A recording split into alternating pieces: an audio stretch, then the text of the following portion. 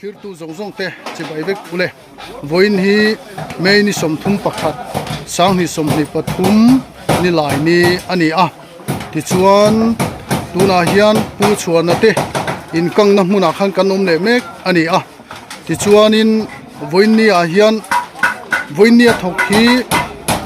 mison veng le veng lai te kan ni a ti chuan pu chuan ate in sakna kalpui chhona hian kan khotlang hruai tu te kan vc te an poimo hle mai ro an rela ro rel ngai na zong zonga chu tiang chuan man la chho mek a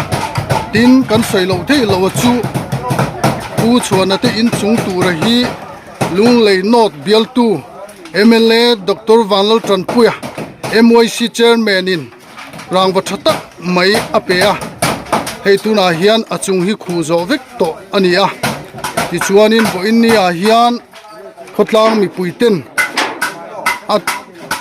tuam hlom na hi tho chhomek ania ti chuan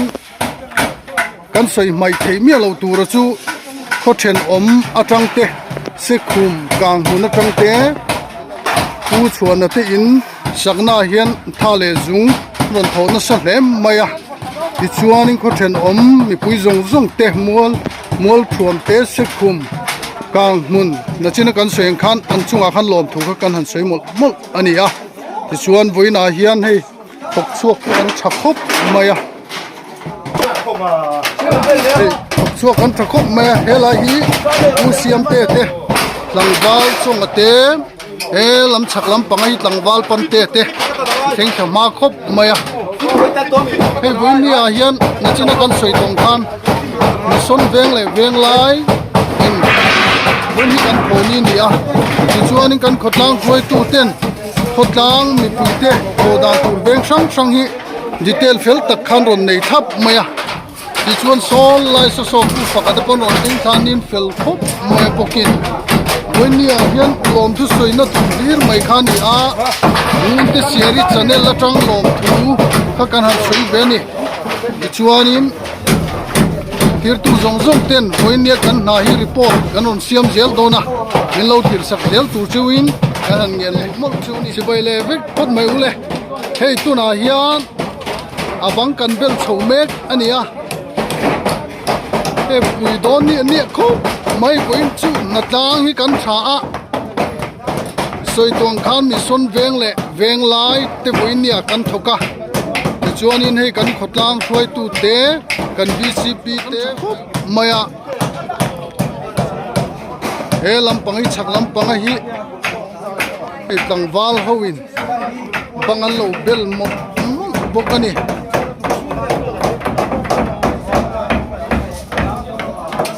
tuna hian abang kan bel mek ania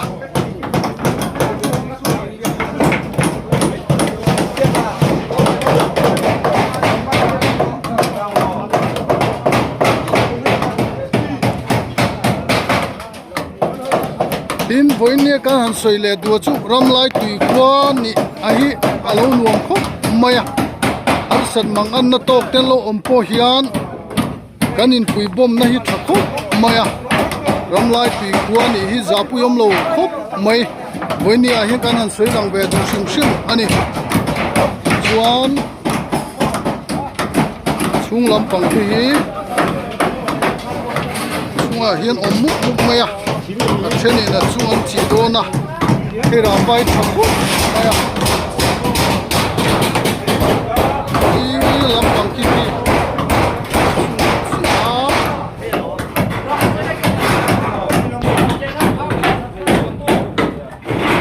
chuan ku lampang a khuan ku la om chu kokani e lai mi hi kan ki si ania chuanin oma thang lampang hen lo ko MNF unit try to the pop win I han thok su chu ko maya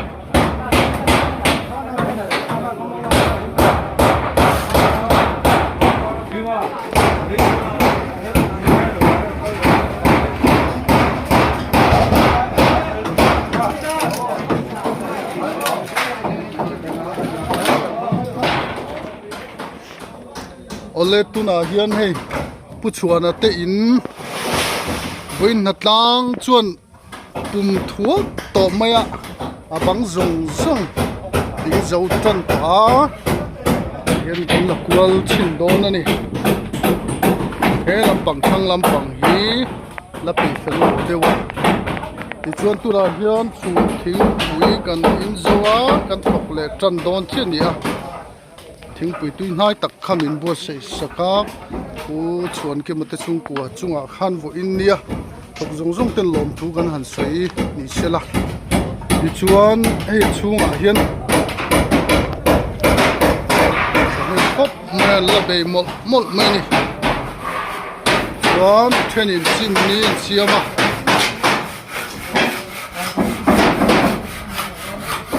hian kan voi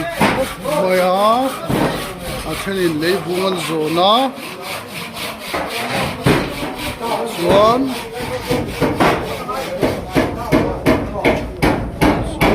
lampang son chimni na siama he lampang ka chu nia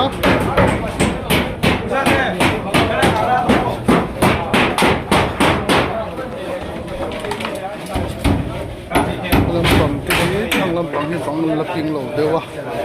zo tre pani oina chung an sang tek nga ya e hi ba tu nia lampang thang lampang hi ekin hurtu kan DCP tel MNF president puar zo ding lian ate ekin khul lampang an lo be an ni hian em fel khop maya miang wa zat khan lo ho bokani chuanin he lampang hi he kha hi buin chu kuma zon ate po on lang lol maya aro pui khop mai he hi in nei tu pa kha ni pu chuana kha chuan hei pu chuan a kha ni a chuan in hei boina chu kan pum deuh vek don ani aron local zel a he la hi puma tlana ani fel maya bukin chuan ku lai boinia hian thok chuak hi kan thakop mai din kan soi na china kan soi tong deuh khan khu chuan ati in chung hi kan MLA zom tak lung lei not bial tu Dr. R.Lalchhuankima MYC chairman in atum khania a thakop mai herang wa hi MLA Dr. R.Lalchhuankima chunga ko kha lom thu kha kan han sei mok ni sela chuan thir tu ten report kan on siam zelanga min lo ke sak zel tu chewin an ngen chi ni ye chu ya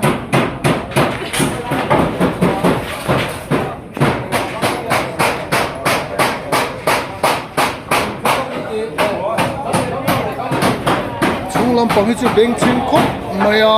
kumin vak ko kha sia don lo ni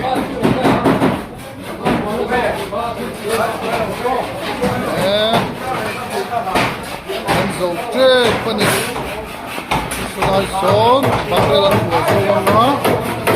an he boin ne kan lak hel tha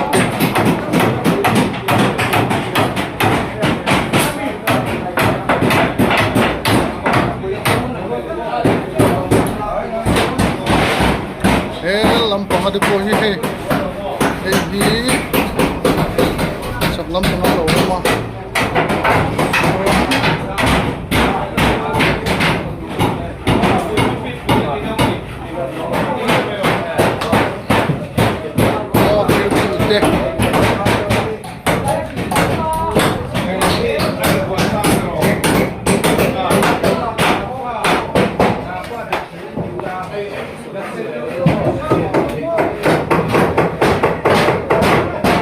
zo trip ni